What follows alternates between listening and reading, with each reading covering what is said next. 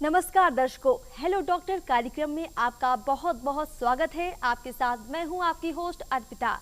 दर्शकों, जैसा कि आप जानते हैं कि मौजूदा वक्त में पूरी दुनिया कोरोना बीमारी से जूझ रही है। ये एक भयंकर संक्रमण की बीमारी है, लेकिन आज हम एक ऐसी ही संक्रामक बीमारी के बारे में बात करने वाले हैं। जैसा कि आप जानते हैं कि आज विश्व टीबी दिवस है, तो आज हम इसी पर चर्चा करेंगे। दर्शकों, क्या आप जानते हैं कि आज भी पूरी दुनिया में 4000 से ज्यादा लोग हर दिन टीबी से अपनी जान गंवा देते हैं। यही नहीं, करीब 28,000 लोग पूरी दुनिया में इस बीमारी से हर रोज ग्रसित हो जाते हैं। तो ऐसे में आप समझ सकते हैं कि ये बीमारी कितनी ज्यादा घातक है, कितनी ज्यादा जानलेवा है। ऐसे में जरूरी है कि हम और आप अवेयर रहें और इसके साथ ही साथ तमाम इसके बारे में जो इलाज हैं उनके बारे में जानें। और इसीलिए हमने स्टूडियो में दो खास मेहमान को बुलाया है। सबसे पहले आपका उनसे परिचय करवाते हैं। जी हाँ, स्टूडियो में इस वक्त हमारे साथ मौजूद हैं बालकृष्ण मिश्र जी हैं, जो कि राज्य कार्यक्रम अधिकारी हैं तपेदिक के। इसके साथ ही उमेश चंद्र त्रिपाठी जी मौजूद हैं, जो कि विश्व स्वास्थ्य संगठन में सलाहकार हैं। आप दोनों का बहुत बहुत हमारे कार्यक्रम में स्वागत है। तो दर्शकों, ये दोनों मेहमान हमारे साथ स्टूडियो में मौजूद हैं और इसके साथ ही हम आपको ये भी बताते हैं कि आज का जो हमारा कार्यक्रम है, टोल फ्री नंबर आप हमारा नोट कीजिए। फोन इन कार्यक्रम है। हमारा नंबर है 1800-3456171। आप इस नंबर पर कॉल कीजिए और अपने तमाम जो सवाल हैं टीबी से जुड़े हुए उनको हमसे पूछिए। और आपको ये भी बताते हैं कि आपकी टीवी के स्क्रीन पर ये नंबर फ्लैश हो रहा है, आप नोट कीजिए। और आपको लगता है कि कोई सटीक जानकारी आपको जाननी ज़रूरी है या फिर आप टीबी से पीड़ित हैं, इसका इलाज करवाना चाहते हैं, तो भी आप हमें कॉल कर सकते हैं और इसके बारे में जानकारी ले सकते हैं। जैसा कि आप जानते हैं कि आज कार्यक्रम में हमारे साथ जो है कि राज्य सरकार के अधिकारी मौजूद हैं। तो ऐसे में सरकार की तरफ से क्या कुछ योजनाएं चलाई जा रही हैं, क्या कुछ इलाज दिया जा रहा है, उस बारे में भी हम आपको बताएंगे। तो आप हमें तुरंत कॉल कीजिए और अपने तमाम जो सवाल हैं उनके जवाब दीजिए। तो डॉक्टर साहब, इससे पहले कि दर्शक हमारे साथ जुड़े, हम चाहेंगे कि हम उन तक कुछ ज़रूरी जानकारियां पहुंचा देते हैं। तो सबसे पहले आज चर्चा का विषय मैं यही रखना चाहूँगी, क्योंकि आज विश्व टीबी दिवस है।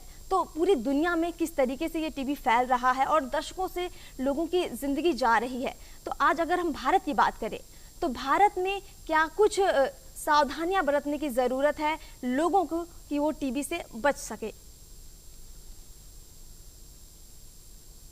टीबी पूरे दुनिया में है जी, लेकिन ये हमारे लिए बड़ी दुख का विषय और चिंता का भी है कि भारत में दुनिया के जितने टोटल टीबी केस हैं उसके 27% टीबी का केस इंडिया में होता है जी, और हमारी जो पॉपुलेशन डेंसिटी है वह भी थोड़ी ज़्यादा है आबादी के हिसाब से, और तो इसलिए टीबी के केस होने स्वाभाविक हैं होंगे। लेकिन जो पिछले 1997 के बाद से जी, जी, हमने यहाँ पे राष्ट्रीय यक्ष्मा नियंत्रण कार्यक्रम संशोधित करके चलाया जी, और उसको बहुत फ़ायदा हुआ कि हर एक प्रखंड में कम से कम डायग्नोस्टिक के लिए स्पुटम माइक्रोस्कोपी सेंटर स्थापित हुए जहाँ पे की जांच हो सकती है। जी, हर एक ज़िला में जिला यक्ष्मा केंद्र बनाए गए जहाँ पर कि एक्सरे जिला अस्पताल में है, डीटीसी में भी है, और साथ साथ सुपरवाइजर्स नियुक्त किए गए जिनको मोटरसाइकिल दिया गया कि वो जाकर के जो लोगों को दवाई लिखी जाती है जी, तो वो दवा खा रहे हैं कि नहीं खा रहे हैं, उनके ट्रीटमेंट सपोर्टर जो है उनको कैसे मदद कर रहे हैं, इन सभी चीज़ों का सुपरविज़न के लिए सुपरवाइज़र नियुक्त किए गए। इस ढंग से अपना जो भारतवर्ष है तो इसने मिलेनियम डेवलपमेंट गोल के बहुत सारे लक्ष्य प्राप्त किए जी, और जो स्थिति 99 में या 2000 से पहले की थी जी, तो वो 2015 तक काफ़ी नियंत्रण में आ गया। मरने वालों की संख्या बहुत ही कम हुई जी, और लेकिन फिर भी अभी भी है, और अपने यहाँ पे हम उम्मीद करते हैं कि 1 लाख की आबादी यदि है जी, तो उसमें कम से कम 150 लोग को 1 साल में टीबी के केस होंगे, चाहे वो प्राइवेट में जाते हों या सरकारी अस्पताल में जाएं, लेकिन इतना अनुमानित है कि टीबी के केस होंगे। और वैसे ही जो सरकारी सिस्टम में हो या गैर सरकारी में हो, नियमित रूप से दवा खाते हैं तो यह सही बात है कि जो टीबी की दवाइयां हैं अभी भी 90% लोग पूर्णतः रोग मुक्त हो सकते हैं। और हम लोगों ने तो यहाँ तक अभी कर रहे हैं। डॉक्टर साहब माफ़ी चाहूँगी, आपको बीच में रोकूंगी। एक दर्शक हमारे साथ जुड़ चुके हैं। जी बहुत बहुत स्वागत है आपका, अपना नाम बताइए और अपना सवाल पूछिए। नालंदा जिला से बोल रहे हैं सर। टीबी ठीक हो सकता है कि नहीं सर? जी सर, ये बिल्कुल ठीक हो सकता है यदि सही डोज में दवा लिया जाए। जितना वजन है उसके हिसाब से यदि दवा डॉक्टर ने लिखी है और वो दवाइयाँ यदि आपके ड्रग सेंसिटिविटी टेस्ट करके यदि दवा लिखी गई है तो उसको यदि 6 महीने नियम से खाएंगे और यदि कोई दवा रेजिस्टेंट नहीं है तो 99% तो निश्चांस है कि आप ठीक हो जाएंगे। टीबी अब लाइलाज नहीं है, बिल्कुल ठीक हो जाएंगे, इसमें दृढ़ विश्वास करें। जी बिल्कुल। तो जैसा कि हमारे डॉक्टर साहब ने बताया है कि आप घबराएं नहीं, बिल्कुल आप ठीक हो सकते हैं यदि समय रहते आप इसका इलाज करवाएं और जो भी डॉक्टर आपको बताते हैं, जो भी सावधानियां बताते हैं, अगर आप उनका पालन करते हैं तो आप बिल्कुल टीबी से मुक्त हो सकते हैं। इसलिए घबराएं नहीं और इसका प्रॉपर इलाज करें। इसके साथ ही एक दर्शक हमारे साथ और जुड़ चुके हैं। जी स्वागत है आपका, अपना नाम बताइए और सवाल पूछिए। हाँ, मेरा नाम दिलीप कुमार है, जहानाबाद से बोल रहा हूँ मैं। जी दिलीप जी पूछिए। हमारी पत्नी जो है ना, जी जी 1 जनवरी 2021 से खांसी से और अभी तक उसका खांसी ठीक नहीं हुआ है। बहुत तेज खांसी है और 2-3 जगह हम दिखा चुके हैं और टीबी का भी जांच करवा लिए हैं और भी चीज का जांच हुआ था इसमें उनके, लेकिन सब चीज रिपोर्ट ठीक हो रहा है, लेकिन खांसी बहुत तेज है, ठीक नहीं हो रहा। जी डॉक्टर साहब, आपने एक चीज़ बताना भूल गए कि टीबी का दवाई आपको किसी डॉक्टर ने साहब ने लिखा था, और लिखा था तो कितना दिन दवाई खाए थे ये बता सकते हैं? जी अभी तो ये खांसी का होना सिर्फ टीबी का ही लक्षण नहीं है। कई लोग जैसे सिगरेट पीते हैं तो उनको भी खांसी होती है।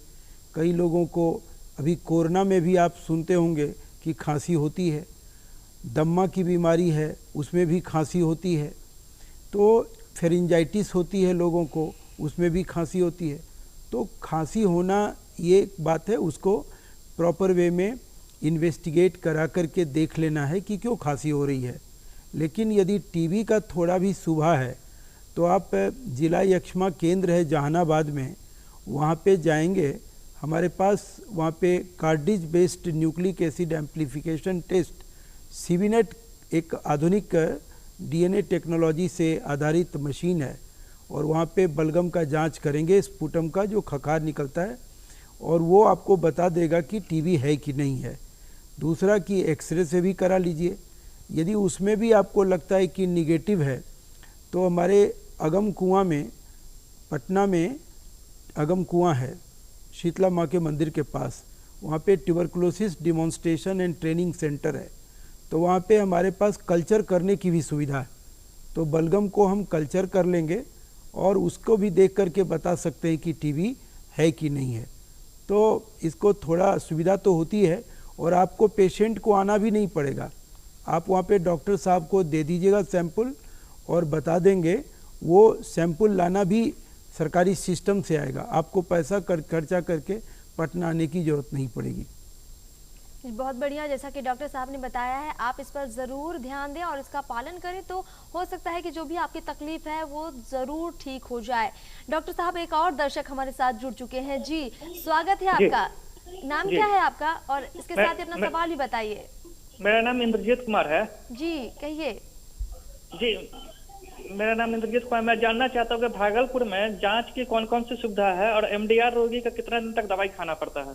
जी डॉक्टर। बहुत सुंदर। हमारे यहाँ पे 3 जो है सो अत्याधुनिक लेबोरेटरी हैं जो कि अभी भारत सरकार के द्वारा एक्रेडिटेड हैं। एक तो टीबीडीसी पटना में है और टीबीडीसी दरभंगा में है और जवाहरलाल नेहरू मेडिकल कॉलेज भागलपुर अस्पताल में, वहाँ पे भी कल्चर डीएसटी लैब है, जिसमें कि हम लिक्विड कल्चर भी करते हैं। और लाइन प्रोब ऐसे एक मॉडर्न मॉलिकुलर टेस्ट है जिससे कि हम रिफाम्सिन, आइसोनियाजाइड, फ्लोरोक्विनोलोन और सेकेंड लाइन इंजेक्टेबल ड्रग्स का भी ड्रग सेंसिटिविटी टेस्ट होती है। इसके अलावा वहाँ पे सीबीनेट मशीन भी मेडिकल कॉलेज में भी है लगा हुआ, और वहाँ पे भी है, तो सीबीनेट मशीन से भी जांच होती है। और अभी हम ट्रूनेट मशीन भी वहाँ पे दिए, जो कि उसको भी हम यूज़ कर सकते हैं। तो भागलपुर में कह सकते हैं कि एक्सरे भी है, स्पुटम माइक्रोस्कोपी भी है, सीबीनेट भी है, कल्चर डीएसटी का मशीन भी है, और लाइन प्रोब ऐसे की भी है। तो जो कुछ भी जांच मॉडर्न मेडिसिन में अवेलेबल हैं वो सारे के सारे भागलपुर में हैं। वहाँ पे आप जाइए, और टीबी एंड चेस्ट डिपार्टमेंट में बहुत ही योग्य डॉक्टर भी हैं, तो उनसे आप मिल सकते हैं और लीजिए, वो डायग्नोसिस करेंगे, लिखेंगे। बिल्कुल डॉक्टर साहब, हम चर्चा कर रहे थे कि टीबी होने के क्या कुछ कारण हैं और इसके साथ ही साथ हमें क्या कुछ सावधानियां बरतनी चाहिए। ये बहुत ही आपका अच्छा सवाल है जी। कि बहुत दिनों तक प्रासंगिक इसलिए है कि आज विश्व यक्ष्मा दिवस है। जी बिल्कुल। 24 मार्च को हम विश्व यक्ष्मा दिवस क्यों मनाते हैं? क्योंकि आज के ही दिन 1882 में एक मशहूर वैज्ञानिक थे, डॉक्टर रॉबर्ट कॉक। उन्होंने बताया कि ये बीमारी वंशानुगत नहीं है, यानी कि यदि दादा को है, नाना को है, तो बच्चे को होगी ही टीबी, ऐसा नहीं है, पुश्तैनी नहीं है।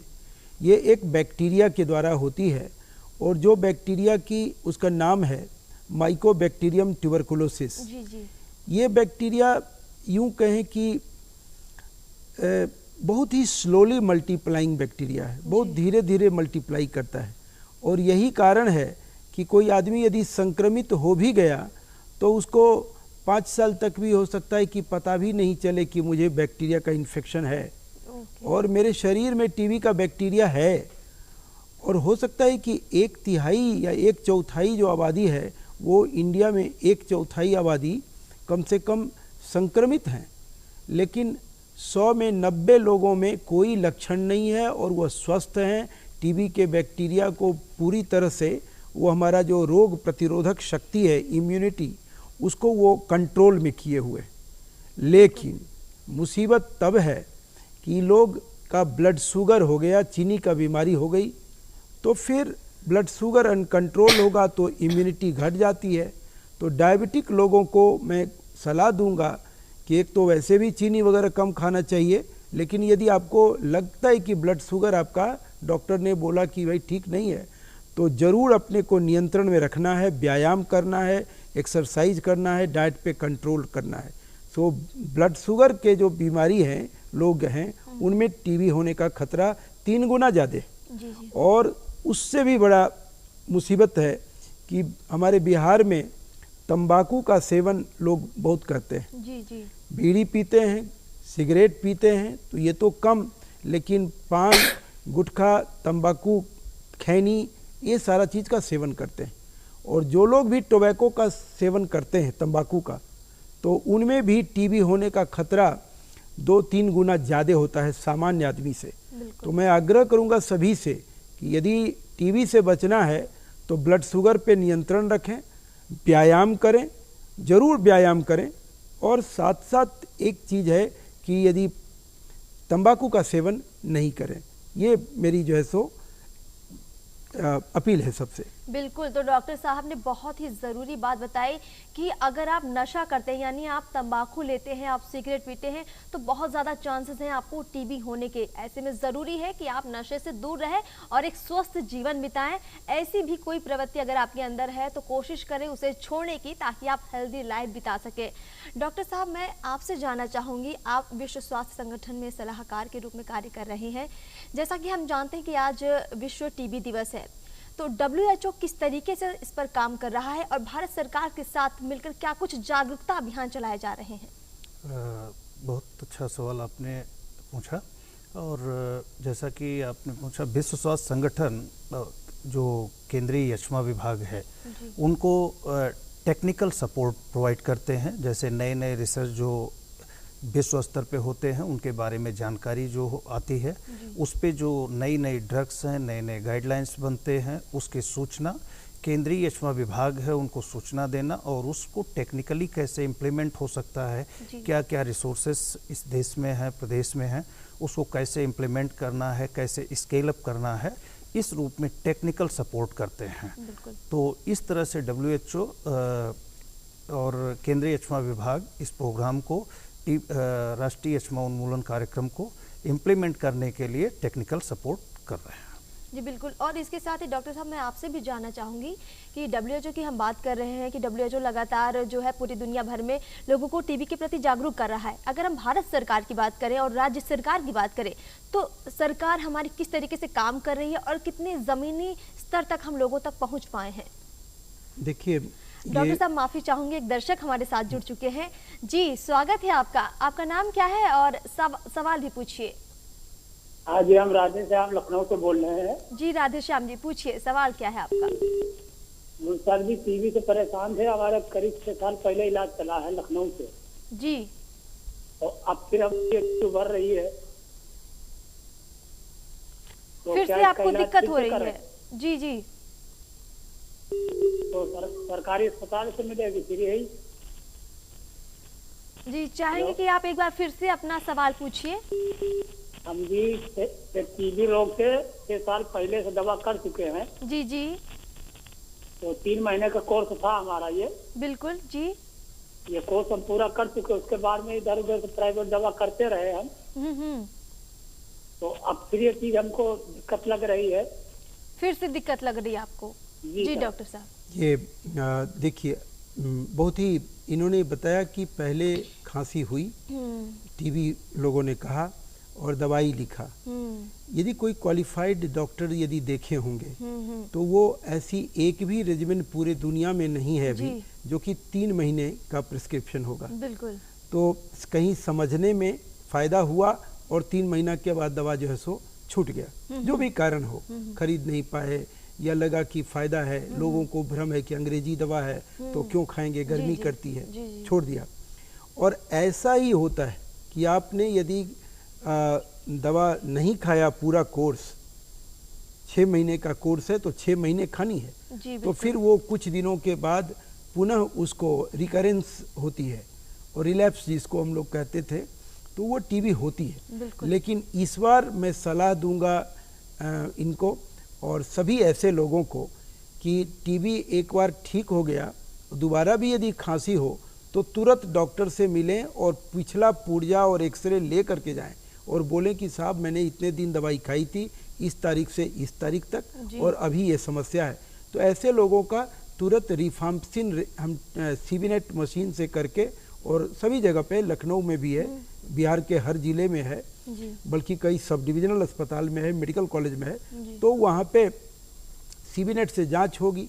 यदि रिफाम्पिसिन रेजिस्टेंस निकला तो फिर इनको ड्रग रेजिस्टेंट टीबी की दवा चलेगी, और जो कि 6 महीने नहीं चलेगी, हो सकता है कि वो 11 महीना चले, 9 महीना चले, और यदि उसमें भी कोई ड्रग और रेजिस्टेंस निकल गई तो हो सकता है कि इनको 20 महीने भी दवाई जो है सो 18-20 महीने भी खानी पड़ सकती है। 20 अलग अलग रेजिमेंट हैं।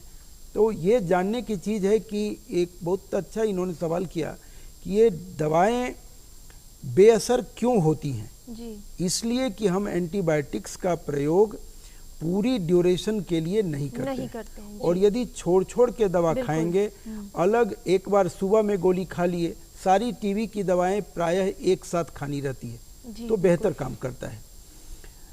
यदि आप कोई दवाई सुबह में खाए, कोई दोपहर में खाए, कोई रात में खाए, बांट करके खाए, कोई बोले चलो 1 से 3 दवाई तो खा लिए, 2 नहीं खाए तो क्या हुआ, कल खा लेंगे, तो ये सभी गलत चीज़ है, ये नहीं करना है। डॉक्टर ने जो डोज लिखा उसको खाना है। यदि कोई तकलीफ है तो बताइए कि क्या तकलीफ है दवा से, और डॉक्टर से संपर्क में रहना है। दवाई नियमित खा करके ही आप कर सकते हैं कि पूरा कोर्स पक्का इलाज। बिल्कुल, यानी कि डॉक्टर जो भी आपको दवाएं लिखते हैं उसे समय पर खाएं। ये बहुत ज़रूरी है कि दवाओं को अगर आप बेवक्त खाते हैं तो उसका असर नहीं होगा। और जो कोर्स होता है, यानी कि जो 6 महीने का कोर्स है, उसे शुरुआती दौर में बिल्कुल भी ब्रेक ना करें, उसमें लगातार अपनी दिनचर्या को मेंटेन करें, दवाएं खाएं, इसके साथ ही अपनी दिनचर्या में जो है आप एक्सरसाइज, अच्छा खाना, ये सब शामिल करें ताकि आप जल्दी ठीक हो जाएं। और अगर दोबारा से ग्रसित होते हैं, आपको दोबारा से लक्षण नजर आते हैं, तो भी आप अस्पताल जाएं और इसका इलाज करवाएं। हो सकता है कि इसका इलाज थोड़ा लंबा चले, लेकिन परेशान ना हो, और इसका इलाज जरूरी है और वक्त पर करना जरूरी है, इसलिए आप सावधानी जरूर बरतें। डॉक्टर साहब, हम चर्चा कर रहे थे लगातार कि राज्य सरकार और भारत सरकार किस तरीके से जागरूकता कार्यक्रम चला रही है। बहुत अच्छा। एक कहेंगे कि आप देखते होंगे कि हर जगह बहुत सारे एडवर्टाइजमेंट में हमारे जो महानायक हैं सदी के श्री अमिताभ बच्चन जी, तो उनका जो है सो प्रचार आता है। और भी कई प्रचार दूरदर्शन पे, टेलीविज़न के अन्य में आता है, सोशल मीडिया पे आता है। इसके अतिरिक्त एक हमने मुहिम बिहार में जो शुरू किया है वो ये कि हमने क्योर्ड टीबी पेशेंट, जो पेशेंट रोग मुक्त हो गए और थोड़ा यदि वो समय दे सकते हैं, युवा हैं, तो उनको हम लोगों ने ट्रेन किया। 350 लोगों को ट्रेनिंग दिया काउंसलिंग में, और उनको बोला कि आप जो है सो जहाँ कहीं भी टीबी पेशेंट सपोर्ट ग्रुप की बैठक हो तो उसमें जो लोग इलाज करा रहे हैं वहाँ पे बोलिए कि दवाई हमने खाया, मुझे भी उल्टी आती थी लेकिन मैं अपने आप को हिम्मत से खाया दवाई और ठीक हो गया, तो हम भी ठीक हो गए। इसको कहते हैं कि टीबी पेशेंट सपोर्ट ग्रुप के ही हमने किया। और मैं आपको बताऊं कि पिछले मार्च महीने में हमने सभी 534 ब्लॉक में टीबी पेशेंट सपोर्ट की बैठक की, जिसमें कि मुखिया, सरपंच, प्रखंड के प्रमुख 1640 लोगों ने भाग लिया। जो जन आंदोलन की जो बात आज माननीय स्वास्थ्य मंत्री महोदय ने, श्री मंगल पांडे जी ने किया, आह्वान किया है, और उसमें धार्मिक गुरु हैं, मंदिर के पुजारी हैं, मौलवी साहब हैं, मदरसा के, वो लोग 232 लोगों ने भाग लिया। और साथ में हमने तो 350 लोगों को ट्रेनिंग दिया। वहाँ के डॉक्टर्स, लोकल लोगों ने और क्योर्ड पेशेंट को हमारा वीडियो देख करके ट्रेनिंग दे दिए। और आज 22 तारीख तक में 1682 टीबी पेशेंट उन बैठकों में आप रूबरू हुए और लोगों को बताया कि देखो हम ठीक करते हैं।